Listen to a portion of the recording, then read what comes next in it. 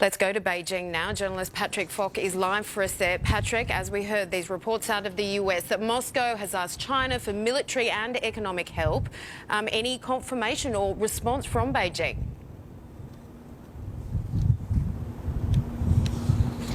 Yeah, well, if the reports are accurate, China certainly isn't admitting it. China's embassy in Washington expressed surprise when these reports first emerged. They were first reported in the Financial Times, and Beijing, the foreign ministry in Beijing also this afternoon here said that this was all US disinformation. So it certainly doesn't want to be associated with these reports. The Financial Times, it quoted multiple US officials as having revealed these details to it. It also said that these reports were coming amid suggestions or signs that China may be gearing up to partner or provide some sort of support to Moscow. But the bottom line is, as we've heard from Washington, there will be a price to pay if China does help Moscow evade any sanctions or provide any military support. It's made clear that it doesn't want there to be any lifeline for Moscow from any country.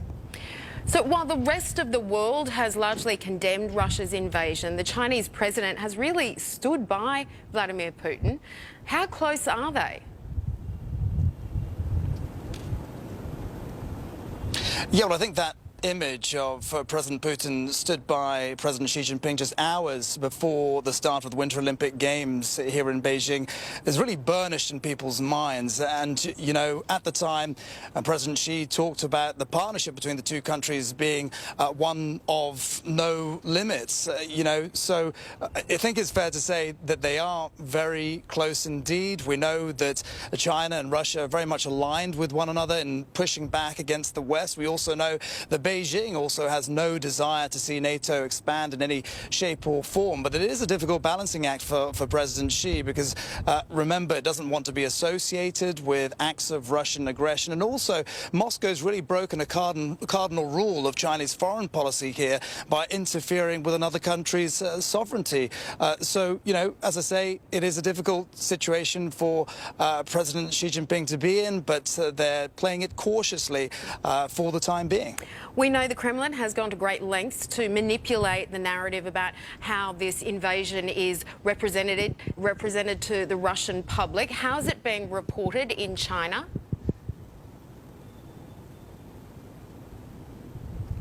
Yeah, it's a really interesting question, and there is certainly a lot of controlling of, information flows in state media. We're seeing certainly a softer side of what's going on, and some people saying, that the whole situation in Ukraine is being airbrushed, and we're seeing a lot of sympathy for Moscow and support for Moscow, even online in particular on social media platforms. People that have been calling for peace or advocating peace have been censored, as well as people that have been criticizing President Putin. So, China has tried to portray itself as being impartial over this conflict, certainly in its international messaging. But, the messaging that we're getting out of China from state media and online shows quite a different picture. And a lot of people might say it's a bit of a parallel universe in terms of the way it's being covered compared to what we're seeing in the West.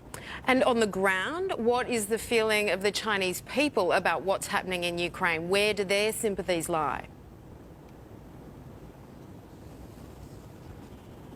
Well, it's difficult to gauge. There certainly is a lot of support for Russia, and there are a lot of people that are anti-war as well. But, analysts that I've spoken to have also suggested there's quite a big amount of apathy among Chinese citizens, perhaps because of the way it's being portrayed in Chinese state media, and perhaps because of the messaging from the Chinese government, which has refused to condemn Moscow and has refused even to call this an invasion still.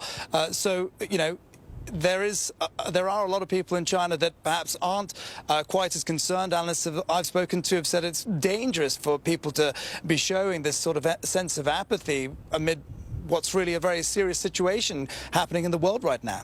Okay, well, thanks so much for your insights tonight, Patrick.